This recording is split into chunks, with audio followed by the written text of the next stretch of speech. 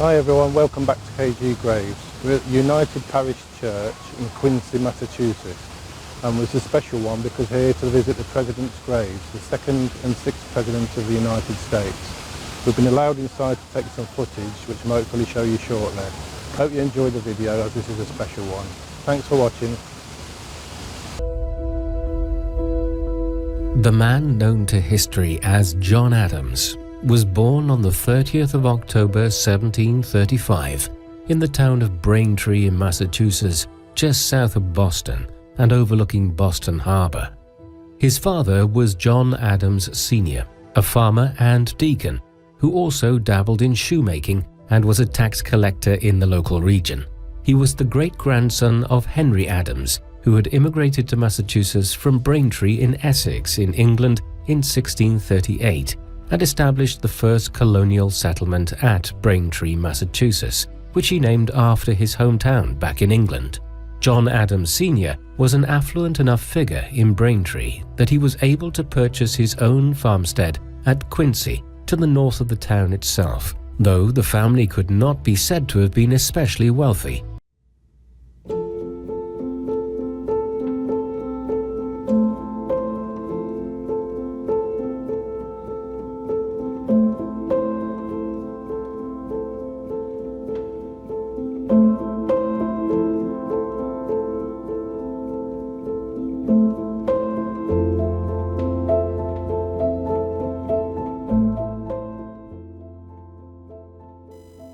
We were allowed special permission to visit the vault where the 2 presidents and their wives are entombed by making a small donation. Let's start off with John Adams. John Adams was born on the 30th of October 1735 in Braintree, Massachusetts, to parents John Adams Sr. and Susanna née Boylston. He was the 2nd President of the United States from 1797 to 1801. He had 2 younger brothers, Peter and Elijah. John's formal education began at age 6 at a dame's school, then at Braintree Latin School, where studies included Latin, rhetoric, logic and arithmetic. His early education included incidents of truancy, a dislike for his master and a desire to become a farmer, but his father commanded that he remained in school. At age 16, John entered Harvard College in 1751. John graduated in 1755 with a degree. He taught school temporarily in Worcester while pondering his permanent vocation. In the next 4 years, he began to seek prestige, craving honor or reputation and more deference from his fellows, and was determined to be a great man. He decided to become a lawyer, writing his father that he found among lawyers noble and gallant achievements. In 1756, John began reading law. In 1758, he earned a Master of Arts from Harvard, and in 1759 was admitted to the bar. In 1763, he explored aspects of political theory in 7 essays written for Boston newspapers. Under the pen name Humphrey Plowjogger, he ridiculed the selfish thirst for power he perceived among the Massachusetts colonial elite. In the late 1750s, John fell in love with Hannah Quincy. He was poised to propose, but was interrupted by friends, and the moment was lost. In 1759, he met 15-year-old Abigail Smith, his 3rd cousin. He initially was not impressed with Abigail and her 2 sisters, writing that they were not fond, nor frank, nor candid. In time, John grew close to Abigail. They were married on the 25th of October 1764, despite the opposition of Abigail's mother. The pair shared a love of books and proved honest in their praise and criticism of each other. After his father's death in 1761, John had inherited 9.5-acre farm and a house where they lived until 1783. John and Abigail had 6 children.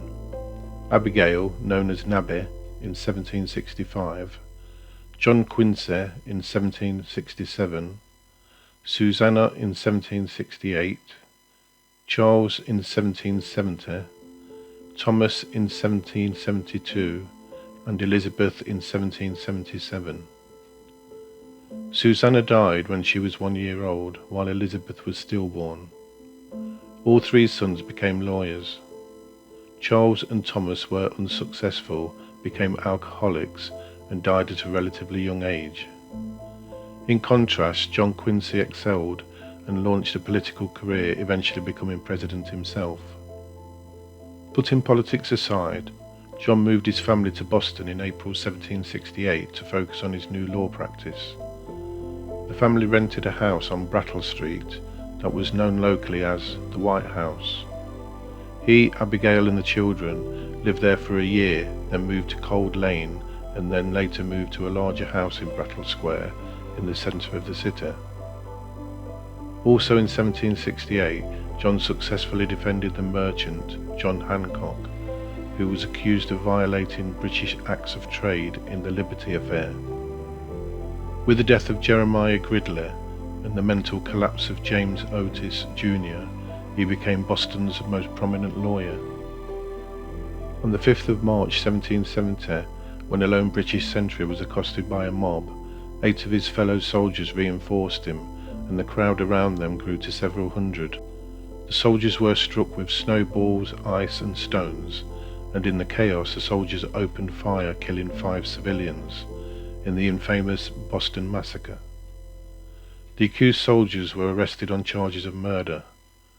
When no other attorneys would come to their defence, John was impelled to do so despite the risk to his reputation. He believed no person should be denied the right to counsel and a fair trial.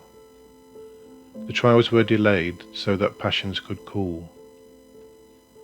The week-long trial of the commander, Captain Thomas Preston, began on the 24th of October and ended in his acquittal, because it was impossible to prove that he had ordered his soldiers to fire.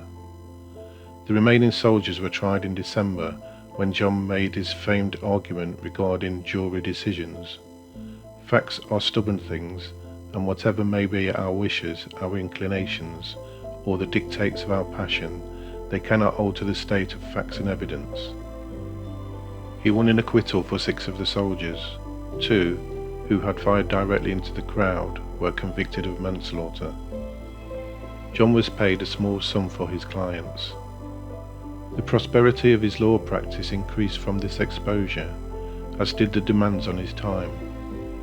In 1771, John moved his family to Braintree, Massachusetts, but kept his office in Boston. He noted, "Now my family is away, I feel no inclination at all, no temptation to be anywhere but at my office." After some time in the capital, he became disenchanted with the rural and vulgar Braintree as a home for his family. In August 1772, he moved them back to Boston. He purchased a large brick house on Queen Street, not far from his office. In 1774, he and Abigail returned the family to the farm due to the increased unstable situation in Boston, and Braintree remained their permanent Massachusetts home. The Boston Tea Party, a demonstration against the Tea Act and the British East Indian Company's tea monopoly over American merchants, took place on the 16th of December 1773. Protesters demolished 342 chests of tea worth around £10,000 on the British schooner Dartmouth, anchored in Boston Harbour. The Dartmouth owners briefly retained John as legal counsel regarding their liability for the destroyed shipment. John applauded the destruction of the tea, calling it the grandest event in the history of the colonial protest movement, and writing in his diary that it was an absolutely and indispensable necessary action. Tensions between America and Great Britain increased, and John decided he wanted independence for America. Prior to independence being declared, John organised a committee of 5 charged with drafting a Declaration of Independence. On the 2nd of July 1776 in Philadelphia, Congress officially voted for independence. 12 colonies voted for the affirmative, while New York abstained. On the 3rd of July, John wrote to Abigail that, Yesterday was decided the greatest question which was ever debated in America, and a greater perhaps never was, nor will be, decided among men. He predicted that the 2nd day of July 1776 will be the most memorial epoch in the history of America and would be celebrated annually. Congress approved the Declaration of Independence on the 4th of July. In November 1777, John learned that he was to be named Commissioner to France to negotiate an alliance with the French. On the 27th of November, John accepted, wasting no time. Abigail was left in Massachusetts to manage their home, but it was agreed that their 10-year-old son, John Quincy, would go with him, for the experience was of inestimable value to his maturation. On the 17th of February 1778, they set sail aboard the frigate Boston. The trip was stormy and treacherous. The ship was pursued by British vessels, with John personally taking up arms to help capture one. A cannon malfunction wounded several sailors and killed one. On the 1st of April, the Boston arrived in France, where John learned that France had agreed to an alliance with the United States on the 6th of February. They departed France on the 8th of March 1779, arriving back in Braintree on the 2nd of August. In late 1779, John was appointed as the sole minister charged with negotiations to establish a commercial treaty with Britain and end the war. Following the Massachusetts Constitutional Convention, he departed for France in November, accompanied by his sons John Quincy and 9-year-old Charles. A leak forced the ship to land in Ferrol, Spain, and John and his party spent 6 weeks travelling overland to Paris. John closely supervised his son's education while writing to Abigail about once every 10 days. In August 1781, shortly after being removed from his position of sole head of peace treaty negotiations, John had a major nervous breakdown. That November, he learned that American and French troops had decisively defeated the British at Yorktown. The victory was in large part due to the assistance of the French Navy. News of the American triumph at Yorktown convulsed Europe. In January 1782, after recovering, John arrived at The Hague in the Netherlands to demand that the States General answer his petitions. His efforts stalled, and he took his cause to the people, successfully capitalizing on popular pro-American sentiment. Several provinces began recognizing American independence. On the 19th of April, the States General formally recognized American independence and acknowledged John as ambassador. On the 11th of June, he negotiated a loan of 5 million guilders. In October, he negotiated a treaty of amity and commerce. The house that he bought during his stay in the Netherlands became the first American embassy on foreign soil. On the 3rd of September 1783, the treaty was signed and American independence was recognized. John was appointed the first American ambassador to Great Britain in 1785. After arriving in London from Paris, he had his first audience with King George III on the 1st of June. The pair's exchange was respectful. John promised to do all that he could to restore friendship and cordiality between people who, though separated by an ocean and under different governments, had the same language, a similar religion, and kindred blood, and the king agreed to receive with pleasure the assurance of the friendly dispositions of the United States. The king added that although he had been the last to consent to American independence, he had always done what he thought was right. He startled John by commenting that there is an opinion among some people that you are not the most attached of all your countrymen to the manners of France. John replied, "That opinion, sir, is not mistaken. I have no attachments but to my own country." King George responded, "An honest man will never have any other." John was joined by Abigail in London. He corresponded with his sons, John Quincy and Charles, both of whom were at Harvard. While in London, he wrote his 3-volume A Defense of the Constitutions of Government of the United States of America, a response to those he had met in Europe who criticized the government system of American states. On the 17th of June 1788, John returned to a triumph welcome in Massachusetts. He returned to farming life in the months after. The nation's first presidential election was soon to take place. Because George Washington was widely expected to win the presidency, many felt that the vice presidency should go to a northerner. Although he made no public comments on the matter, John was the primary contender. Each state's presidential electors gathered on the 4th of February 1789 to cast their 2 votes for the president. The person with the most votes would be president, and the second would become vice president.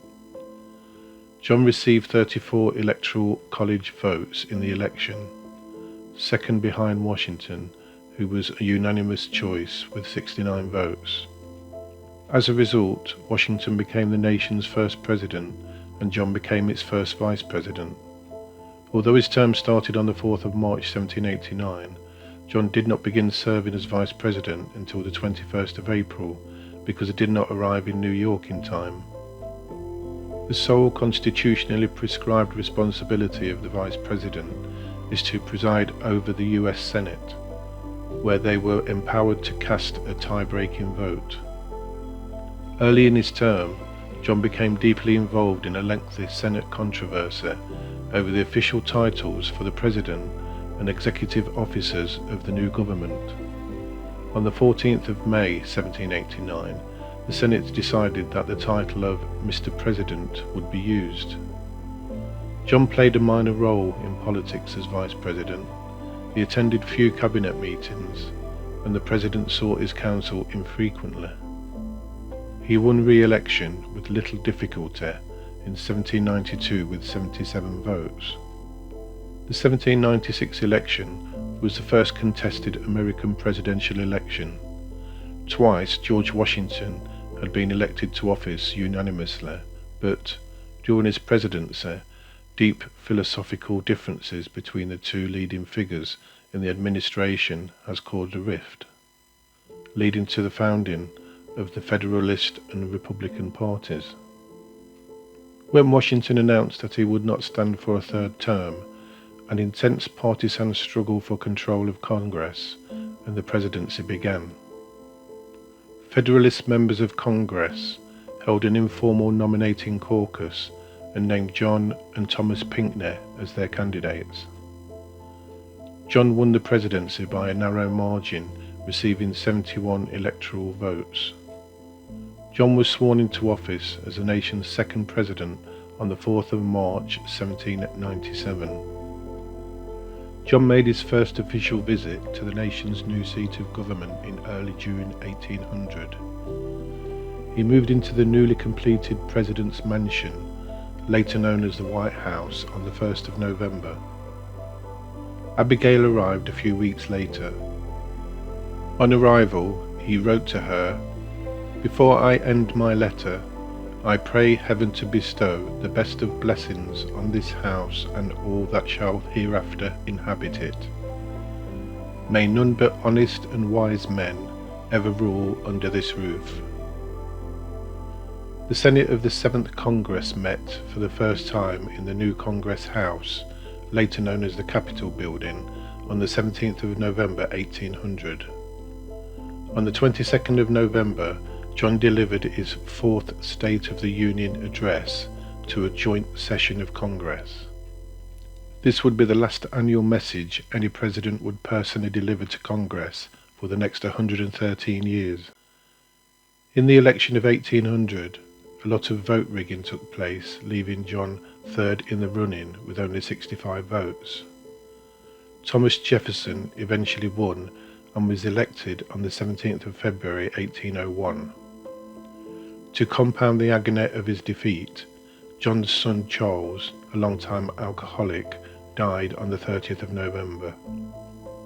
Anxious to rejoin Abigail, who had already left for Massachusetts, John departed the White House in the pre-dawn hours of the 4th of March 1801 and did not attend Jefferson's inauguration.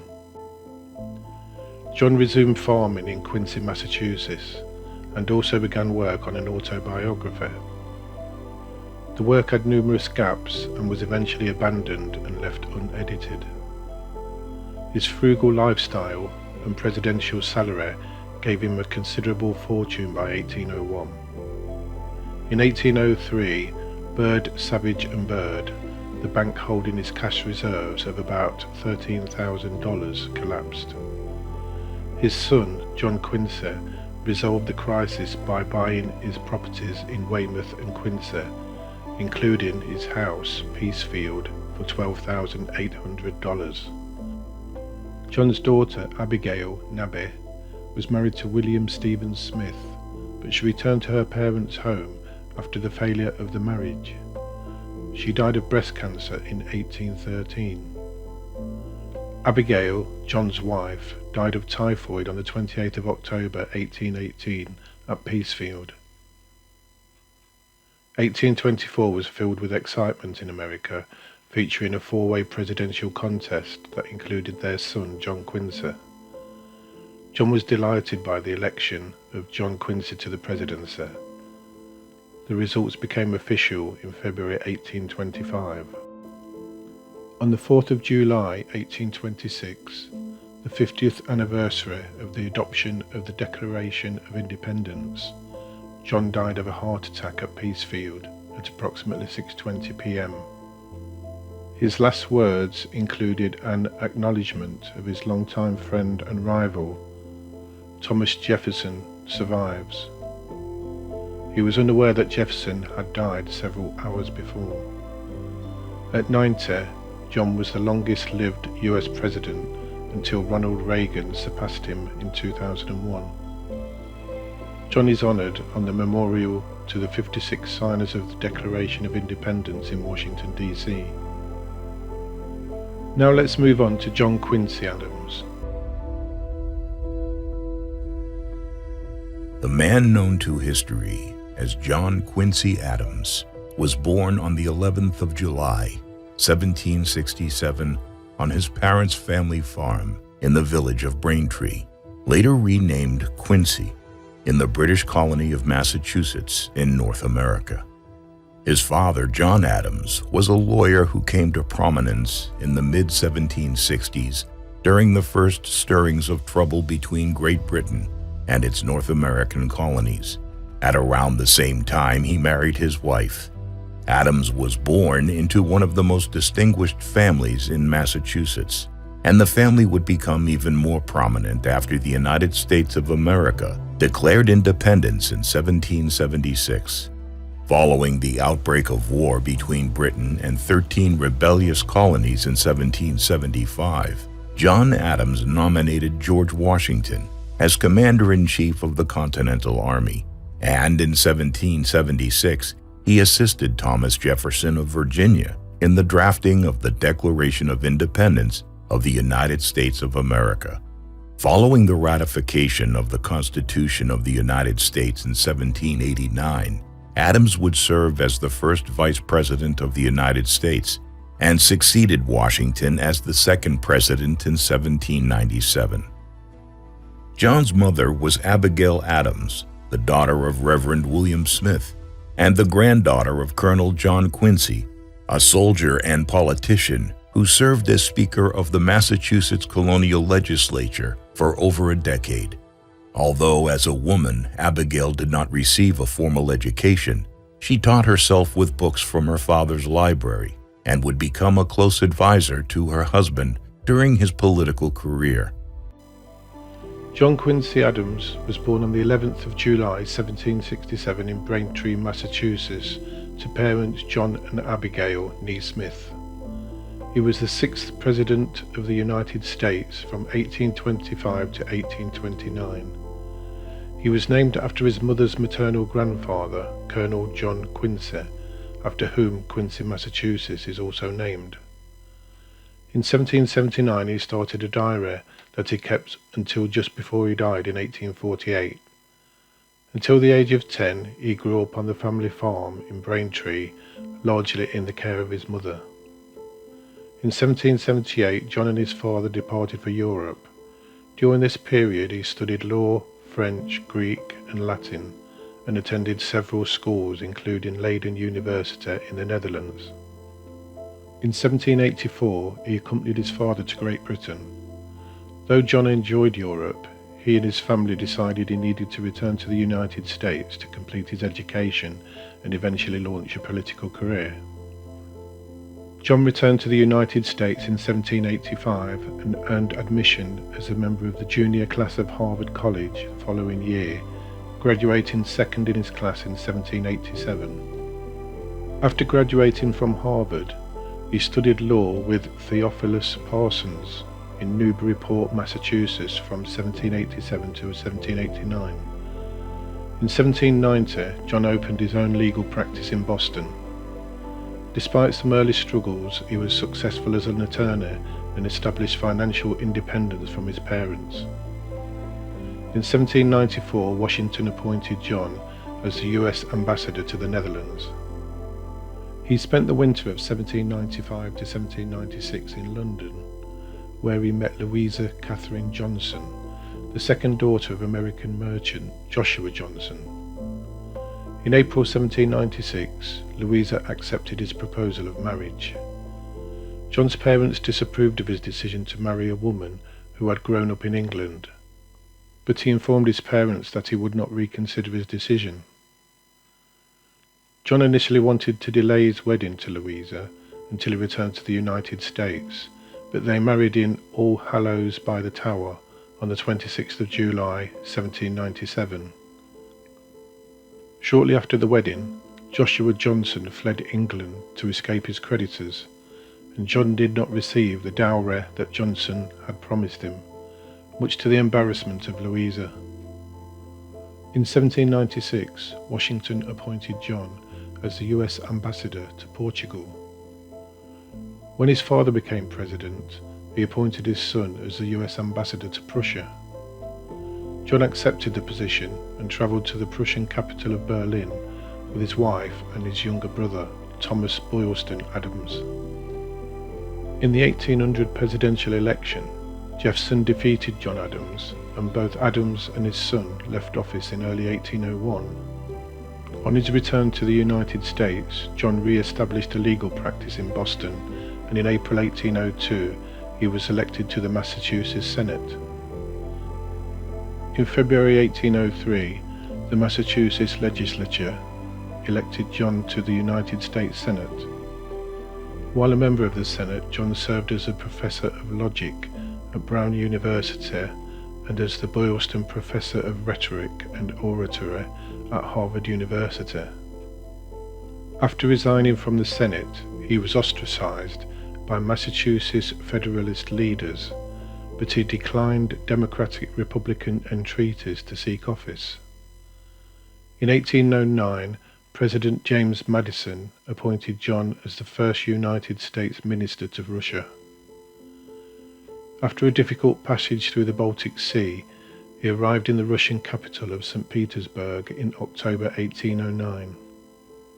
He quickly established a productive working relationship with Russian official Nikolai Rumyantsev and eventually befriended Tsar Alexander I of Russia. Louisa was initially distraught at the prospect of living in Russia, but she became a popular figure at the Russian court. John had long feared that the United States would enter a war it could not win against Britain, and by early 1812 he saw such a war as inevitable due to the constant British attacks on American shipping. In mid-1812, the United States declared war over Britain, beginning the War of 1812. After several failed attempts to negotiate a peace treaty, John left Russia in April 1814. By November 1814, the government of Lord Liverpool decided to seek an end to hostilities with the US. The treaty was signed on the 24th of December 1814. In May 1815, President Madison had appointed him as the US ambassador to Britain. Having spent several years in Europe, John returned to the United States in August 1817. John served as Secretary of State during Monroe's 8-year presidency, from 1817 to 1825. In addition to his foreign policy role, he held several domestic duties, including overseeing the 1820 United States Census and writing an extensive report on weights and measures. The Weights and Measures report, a particular passion of his, provided an extensive historical perspective on the topic and advocated for adoption of the metric system. During his time as ambassador to Britain, John had begun negotiations over several contentious issues that had not been resolved by the War of 1812. In 1817, the two countries agreed to the Rush-Bagot Treaty, which limited naval armaments on the Great Lakes. Negotiations between the two powers continued, resulting in the Treaty of 1818, which defined the Canada-United States border west of the Great Lakes. The agreement marked a watershed moment in United Kingdom-United States relations. Immediately upon becoming Secretary of State, John emerged as one of Monroe's most likely successors in the 1824 presidential election, as the last three presidents had all served in the role before taking office. On the 9th of February 1825, he won the contingent election on the first ballot, taking 13 of the 24 state delegations. John's victory made him the first child of a president to serve as a president himself, a feat only repeated 176 years later by George W. Bush, son of George H.W. Bush. John was inaugurated on the 4th of March 1825. As he took the oath of office, he departed from tradition by placing his hand on a book of constitutional law instead of on a Bible. He presided over a harmonious and productive cabinet that he met with on a weekly basis. In his 1825 annual message to Congress, John presented a comprehensive and ambiguous agenda. He called for major investments in internal improvements, as well as the creation of a national university, a naval academy, and a national astronomical observatory. These proposals were defeated in Congress. However, he won congressional approval for several ambitious infrastructure projects. This included several canals and the first passenger railroad in the United States. In the immediate aftermath of the 1825 election, supporters of John began calling themselves National Republicans, while supporters of Jackson began calling themselves Democrats. This led to the formation of the two political parties. In the 1828 presidential election, John had a battle with Jackson, which turned nasty and personal. This led to him losing the election. Jackson won 178 of the 261 electoral votes. The loss made him the second one-term president after his own father. John did not attend Jackson's inauguration, making him one of only 4 presidents who finished their terms but skipped the event. John considered permanently retiring from public life after his 1828 defeat, and he was deeply hurt by the suicide of his son, George Washington Adams, in 1829. John and Jackson each came to loathe the other in the decades after the 1828 election. John grew bored with his retirement and still felt that his career was unfinished, so he ran for and won a seat in the United States House of Representatives in the 1830 elections. He would win election to 9 terms, serving from 1831 until his death in 1848. John expected a light workload when he returned to Washington at 64 years old, but he was elected chair of the Committee on Commerce and Manufacturers. After 1835, he never again sought higher office, focusing instead on his service in the House of Representatives. In the 1830s, slavery emerged as an increasingly polarizing issue in the United States. A long-time opponent of slavery, John used his new role in Congress to fight it, and he became the most prominent national leader opposing slavery. After one of his re-election victories, he said that he must bring about a day prophesied when slavery and war shall be banished from the face of the earth. He wrote this in his private journal in 1820. In 1836, partially in response to John's consistent presentation of citizens' petitions requesting the abolition of slavery in the District of Columbia, the US House of Representatives imposed a gag rule that immediately tabled any petitions about slavery. Though the gag rule remained in place, the discussion ignited by his actions and the attempts of others to quiet him raised questions to the right to petition, the right to legislative debate, and the morality of slavery. He fought actively against the gag rule for another 7 years, eventually moving the resolution that led to its repeal in 1844.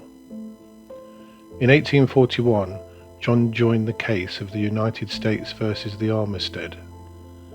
He went before the Supreme Court on behalf of African slaves who had revolted and seized the Spanish ship Armistead. John appeared on the 24th of February 1841 and spoke for 4 hours.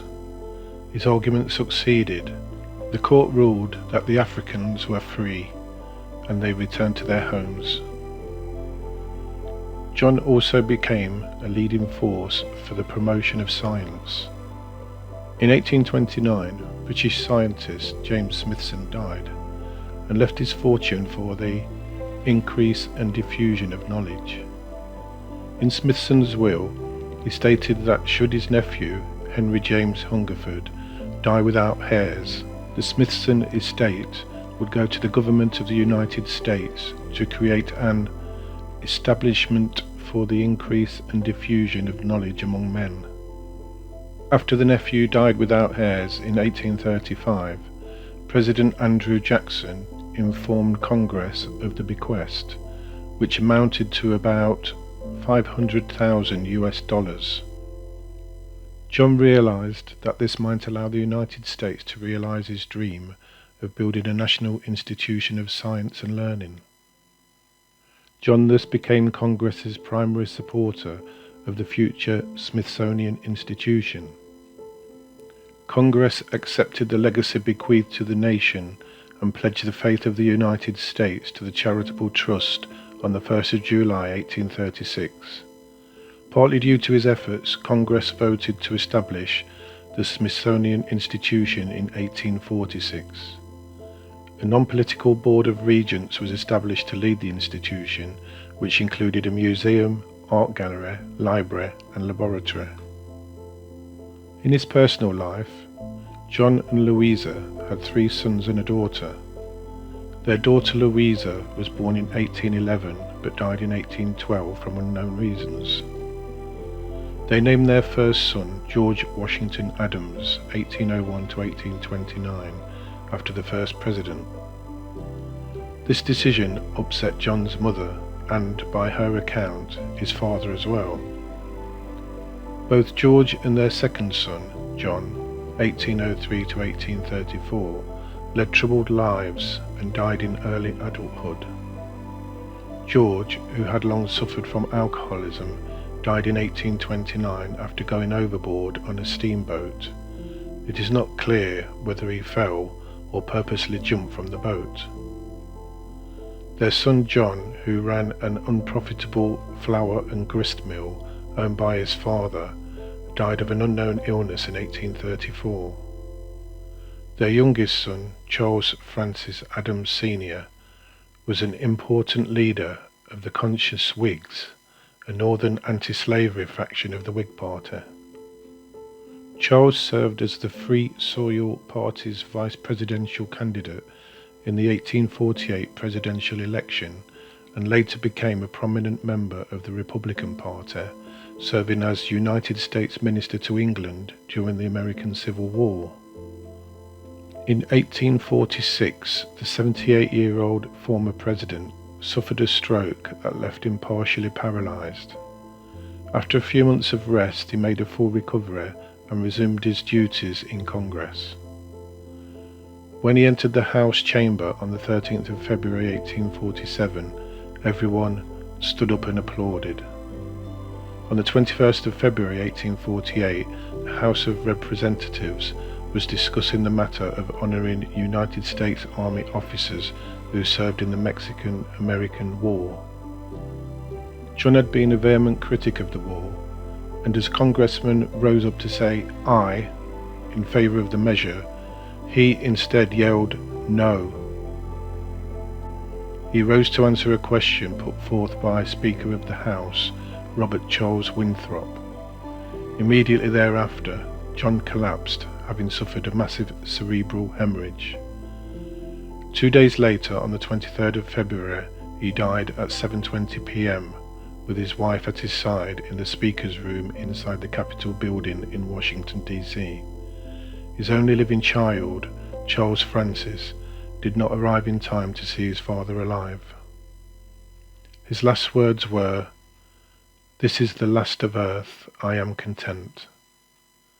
Among those present for his death was future President Abraham Lincoln, then a freshman representative from Illinois. His original interment was temporary in the public vault at the Congressional Cemetery in Washington, D.C. Later, he was interred in the family burial ground in Quincy, Massachusetts, across from the Unitarian United First Parish Church called Hancock Cemetery. After Louisa's death in 1852, his son had his parents reinterred in the expanded family crypt in the United First Parish Church across the street, next to his parents, John and Abigail.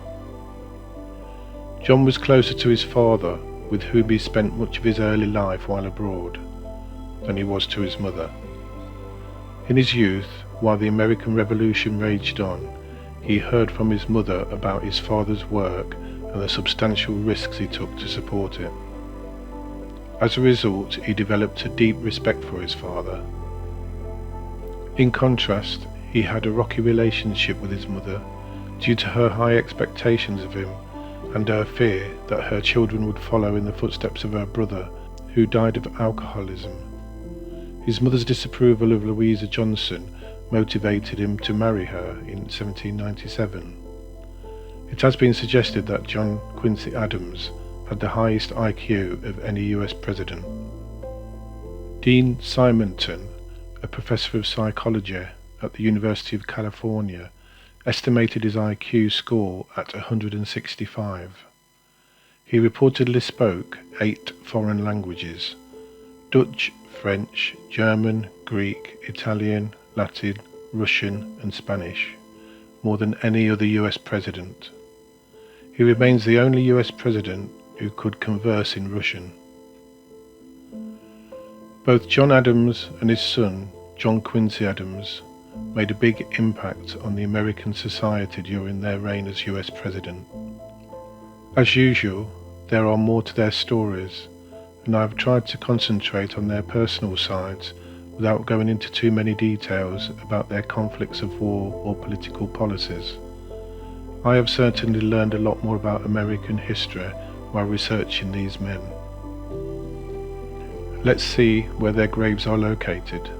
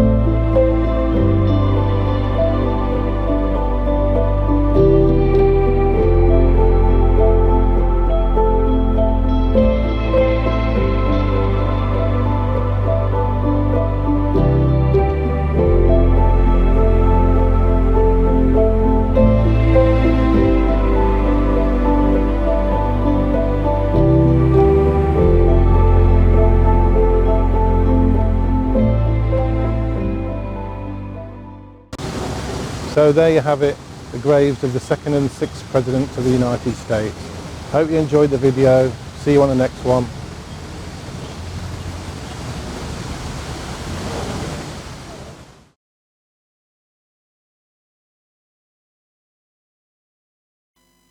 As usual, if you like the video, give it a thumbs up, subscribe to the channel and hit that notification bell for more videos like this. Thanks for watching. See you on the next one.